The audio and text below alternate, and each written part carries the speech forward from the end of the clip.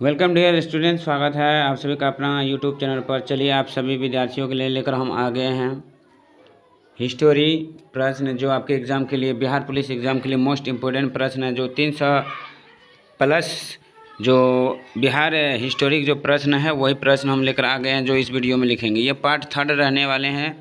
तो दोस्तों ये वीडियो आप लोग के लिए अति रामबाण प्रश्न है। तो चलिए हम बढ़ते हैं, बिना देरी के साथ हम बढ़ते हैं अपनी प्रश्न और। जो आपके बचे हुए हैं दो, यानी ये तीसरा सेट है, इससे पहले हम करवा चुके हैं, तो हम उससे आगे प्रश्न लेकर बढ़ते हैं। तो उम्मीद है कि आप लोग शुरू से लेकर अंत तक ज़रूर देखिएगा बिना स्किप के साथ, और इसका पूरा आवाज़ कीजिए शुरू से लेकर अंत तक। जो लोग चैनल पर पहली बार जुड़े प्लीज़ चैनल को ज़रूर सब्सक्राइब कीजिएगा और अपने दोस्तों ग्रुपों के साथ ज़रूर शेयर करिए। इसका PDF हम अपने टेलीग्राम पर देते हैं, जिसका लिंक नीचे दिया गया है। तो चलिए ये 300 प्लस बिहार हिस्टोरी प्रश्न का सेट नंबर 3 है। तो बढ़ते हैं अपनी प्रश्न को ओर। जैसे 80 तक करवा चुके हैं, ये दिए थे आप लोग के लिए HW दिए थे। तो इसमें जैसे दिया गया है कि निम्नलिखित में से कौन सी भूकंप तरंगे अनुदैर्ध्य तरंगे है। तो कौन सी भूकंप तरंगे अनुदैर्ध्य तरंगे है, तो इसका जो राइट जो आंसर हो जाएंगे ऑप्शन ए हो जाएंगे पी तरंगे। कौन तरंगे? पी तरंगे। ऑप्शन ए इज द आपका करेक्ट आंसर हो जाएंगे। ऑप्शन ए इज द आपका करेक्ट आंसर हो जाएंगे। नेक्स्ट सवाल को और बढ़ते हैं। निम्नलिखित में से नेक्स्ट सवाल है कि 5 मई 2024 को स्पेन में समाप्त हुए मैड्रिड ओपन 2024 में क्रमशः पुरुष और महिला एकल खिताब किसने जीता था। तो 81 का आपका जो करेक्ट आंसर हो जाएंगे, वो आपका जो राइट आंसर हो जाएंगे वो हो जाएंगे बी, एंड्री रूबलेव और ईगा एस्टेवेक। तो ऑप्शन बी इज आपका करेक्ट आंसर हो जाएंगे। जो 5 मई 2024 को स्पेन में समाप्त हुए मैड्रिड ओपन 2024 का खिताब जीता था। ऑप्शन बी इज आपका करेक्ट आंसर। भारत में पंचवर्षीय योजनाओं के प्रमुख उद्देश्य थे। भारत में जो पंचवर्षीय योजना है उसका क्या उद्देश्य थे। इसका जो राइट जो आंसर हो जाएंगे वो आपका हो जाएंगे समृद्धि, आधुनिकीकरण, आत्मनिर्भरता और समानता। तो option D is the right answer आपका हो जाएंगे। नेक्स्ट सवाल की ओर बढ़ते हैं। कुल्लू दशहरा एवं रंगोत्सव है जो मुख्यतः किस राज्य केंद्र शासित प्रदेश में मनाया जाता है। कौन चीज़? कुल्लू दशहरा एक रंगोत्सव है जो किस राज्य में मनाया जाता है।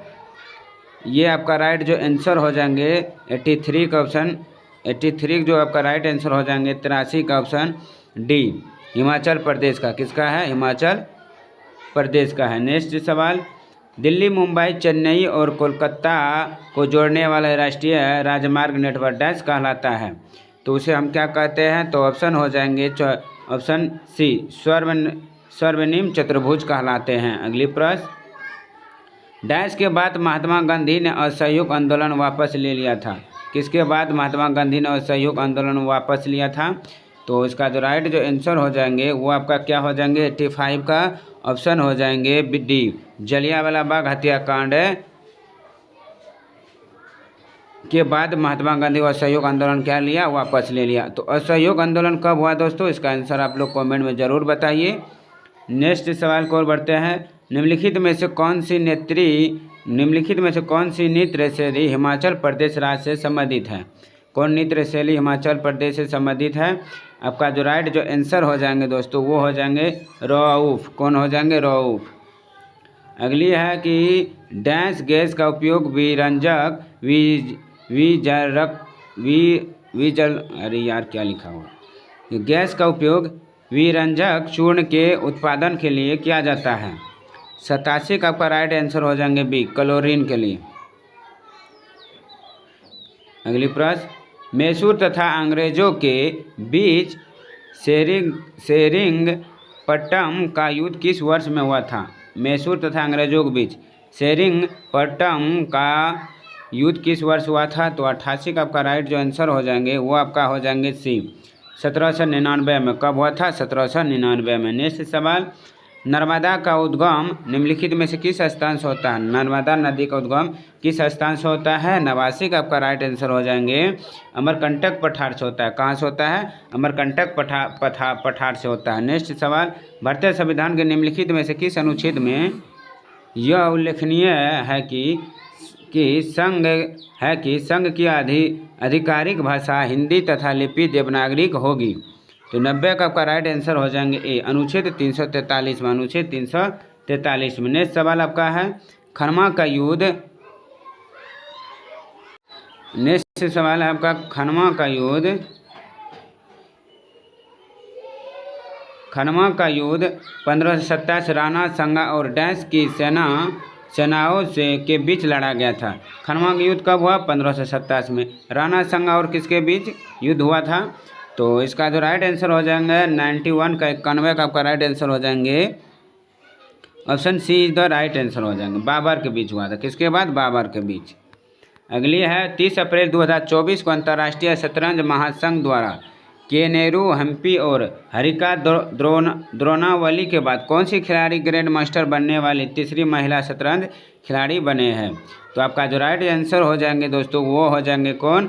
आपका बना है वैशाली रमेश बाबू ने। वैशाली रमेश बाबू बने हैं तीसरी महिला शतरंज खिलाड़ी बने हैं। अगली है निम्नलिखित में से कौन सा एक लिंग संचारित रोग नहीं है? कौन सा एक लिंग संचारित रोग नहीं है?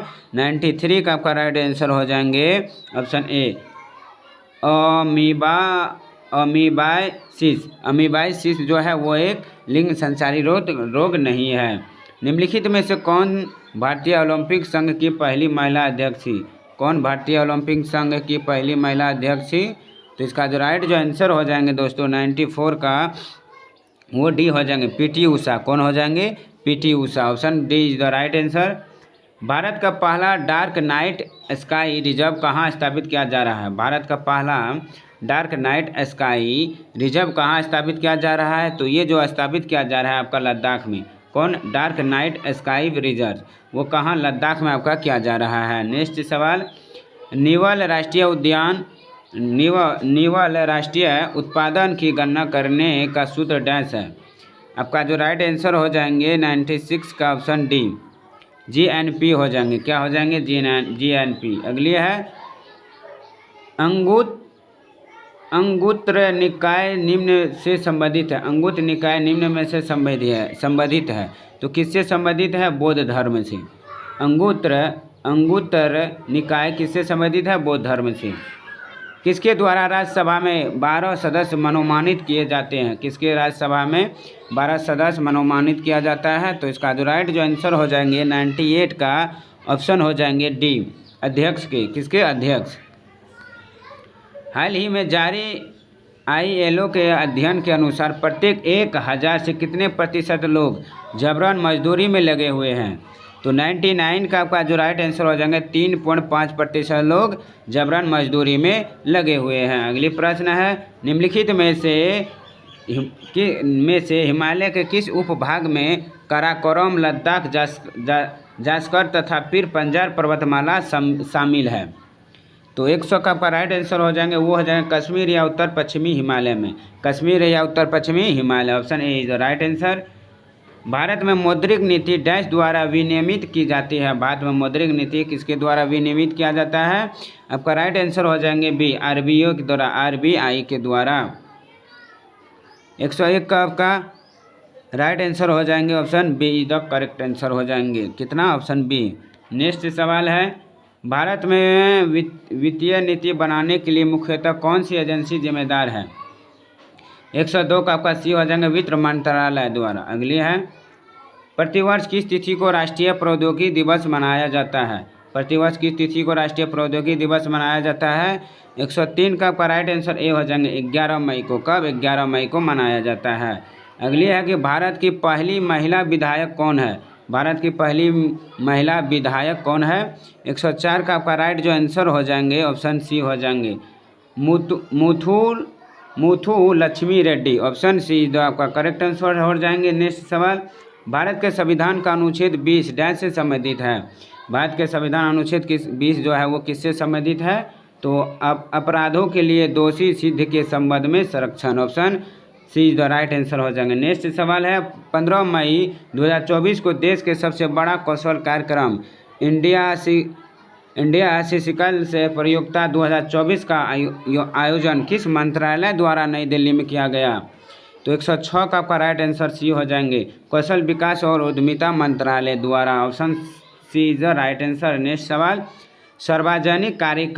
सार्वजनिक कार्यों में निवेश को किस रूप में जाना जाता है?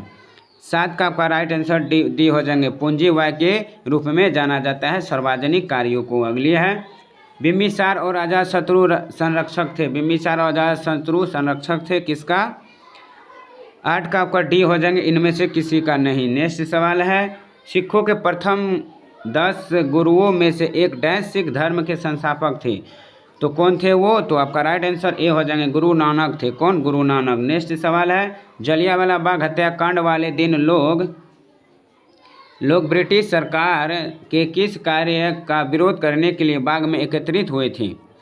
तो 110 का आपका राइट आंसर डी हो जाएंगे, रॉलेट एक्ट का विरोध। किसका? रॉलेट एक्ट के विरोध। चलिए दोस्तों, आज के लिए इतना ही, फिर मिलता हूँ नेक्स्ट पार्ट के साथ। तब तक के लिए धन्यवाद। जय हिंद, ऑल द बेस्ट।